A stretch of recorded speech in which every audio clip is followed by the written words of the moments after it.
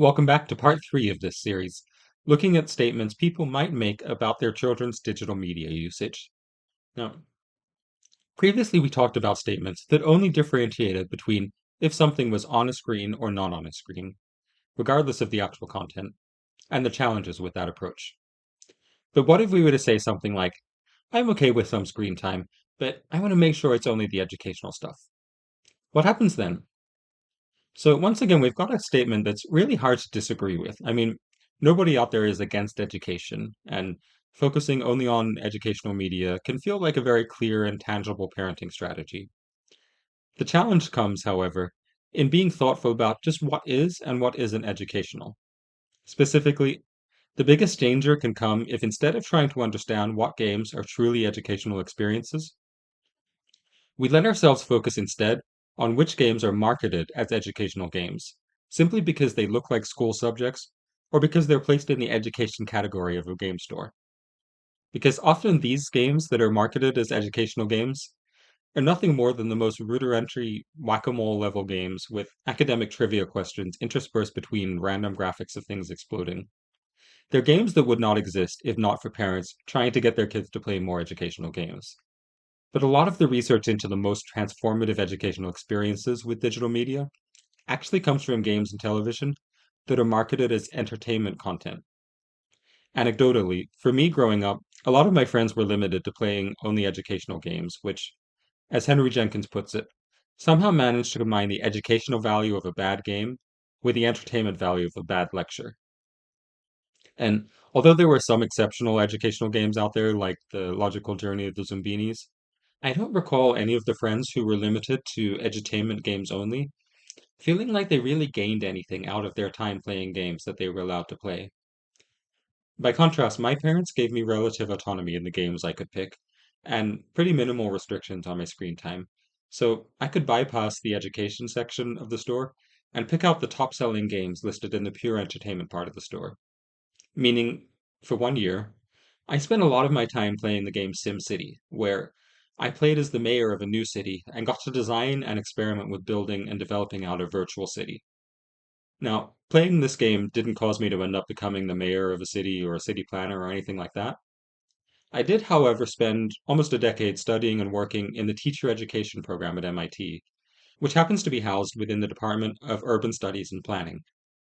And in talking to other students in my department about what were the formative experiences that led them to where they were and generated their initial interest in urban studies and planning, I would say the overwhelming, most common response I got was them having fond memories of their times growing up playing the entertainment video game SimCity.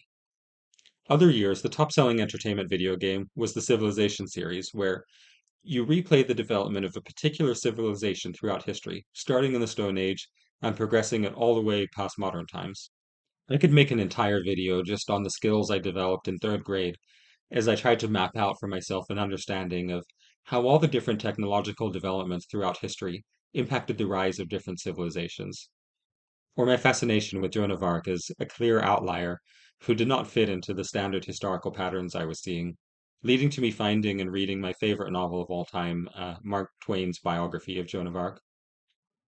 And my experiences with games like this were hardly anything unique.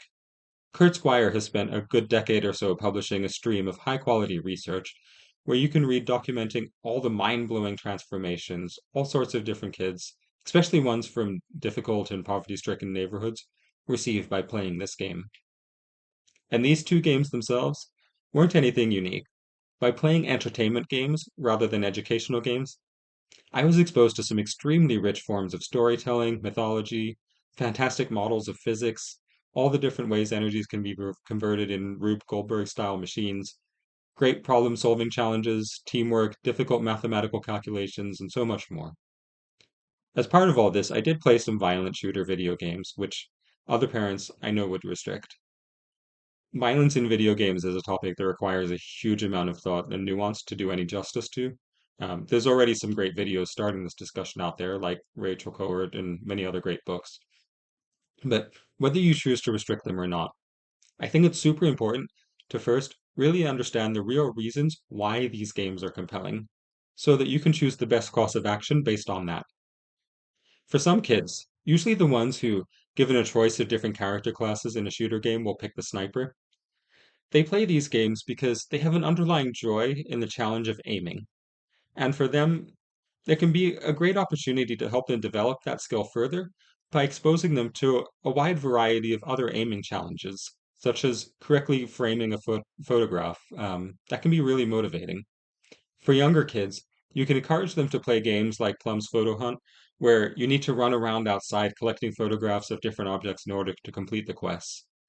For older kids, it could be a game like Ember Firefighters, requiring precision aiming in order to put out fires and rescue people from burning buildings. In my case, though, aiming or shooting were never really the primary appeal of these kinds of games.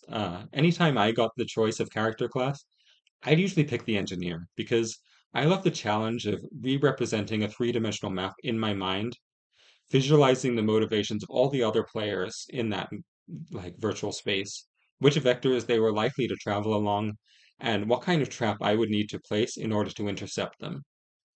And I don't believe that this kind of appeal is at all unique to me. Like as busy as all the students at MIT were with our studies, we would still find plenty of time to play these games with one another. And I do believe that they were also finding joy by learning and practicing similar 3D spatial representation skills altogether. Like it's a cheesy cliche in popular culture, but it's worth reflecting upon why it is we stereotype nerds as being people who also watch a lot of science fiction and play a lot of video games. And there's lots of great research out there from neuroscientists like Daphne Belvillier who test participants on classical IQ style 3D spatial reasoning tests that are known to be the foundation of many cognitive skills. Then they assign their participants to play lots of FPS games, and then where FPS stands for first person shooter games. Then they remeasure them on the classical cognitive 3D spatialization tasks. And indeed, she finds great benefits in their cognitive abilities, as well as other aspects of brain development, which she talks about in various videos on YouTube. So, if this is the underlying joy for your child, what can you do to expose them to even more varied challenges? Like, in my case, I asked my parents to help me get access to some very sophisticated 3D modeling software that at the time was only really used by Hollywood and not something that kids would generally have access to. So the thrill of teaching myself that, I believe, unlocked all sorts of new ways for thinking about the world for me. What was still being invented back then, but I really wish I could have had access to, were games like Supercharged. This was a research prototype game made by the Education Arcade at MIT and the Teacher Education Program. They took a typical 3D race car game, but modified it such that it represented the subatomic world, and you had to propel yourself around by changing the different electrical charges in the environment. This was a really innovative game prototype that allowed high school students who played it to ultimately gain an intuitive understanding of the subatomic realm, who could then reason about it and do some of the tasks faster than actual MIT physicists studying similar phenomenon. So it's easy to underestimate how important playing games like this can be. If you watch the Mind in the Making video on this channel and think about the discussion there on Eleanor Och's work on the games physicists play with each other, you can see just how valuable experiences like this can be. At any rate, there's entire college courses nowadays dedicated to understanding the deep learning that happens in commercial entertainment video games. And even those only begin to scratch the surface of understanding it all. And if we simply limit ourselves to only playing the games that are marketed as being educational games, we cut ourselves off from the best learning opportunities available and can, in some cases, leave ourselves stuck with the worst whack-a-mole textbook Frankenstein creations that miss the truly great opportunities of digital media. Because if we decide our guiding principle for directing media in our children's lives is that it should enrich their education, we need to decide what we actually mean by education. And I'm thankful to the MacArthur and Hewlett Foundations for providing many millions of dollars for large-scale research efforts that I was able to participate in to really reflect on that very question. We talked to numerous MIT and Harvard professors about the formative experiences in their lives growing up that they considered instrumental to their success. We interviewed numerous leaders in society and other individuals who had learned to apply themselves in great ways. One common theme we found was that they all had experiences growing up where they were able to deeply engage with something that they were passionate about. And that deep engagement helped them to develop powerful skills that they were later able to transfer to other endeavors in life. And there was always something in their life they had a passion for, that they would engage with it so deeply that it propelled them to master skills that were far beyond what one could ever dream to accomplish with a homework assignment or any other forced experience. We drew upon examples like Heather Lover, who absolutely obsessively read the Harry Potter series. That then led her to lead powerful online communities for civic engagement and literacy education. So, whether you look through the examples in this publication that we wrote, or Kurt Squire's case studies, or Rebecca Black's, or any of the many other great researchers out there looking at media and education, you'll see a common pattern where a kid will first spend large amounts of time playing with and exploring the world created by some media form. Next, they go outside the bounds of that game or TV show or whatever the media form is, and they start using external resources to conduct their own research that can better inform their mental model created by that media universe.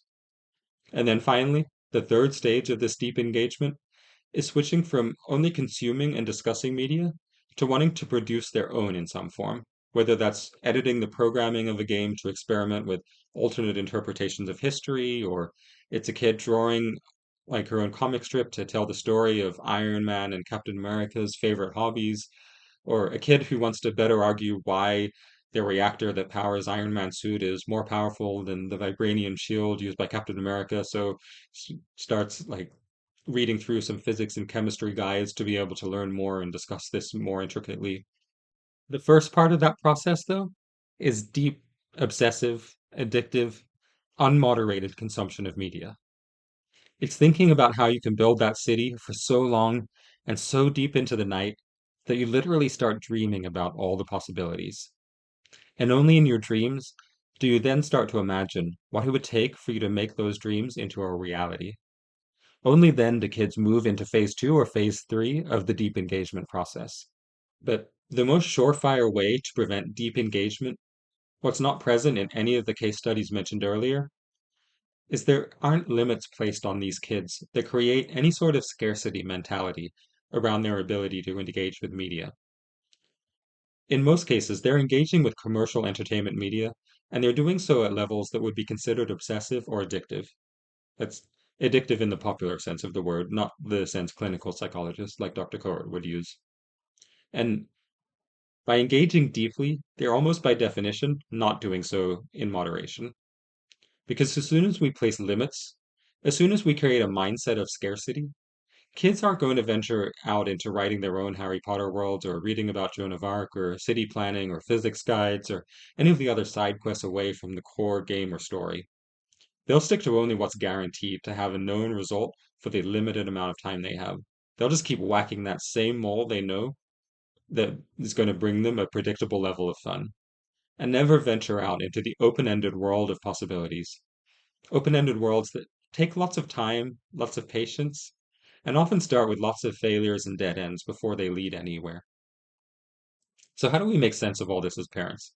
At this point in the video, it may sound a bit confusing and bleak as to what any parent is supposed to make of this.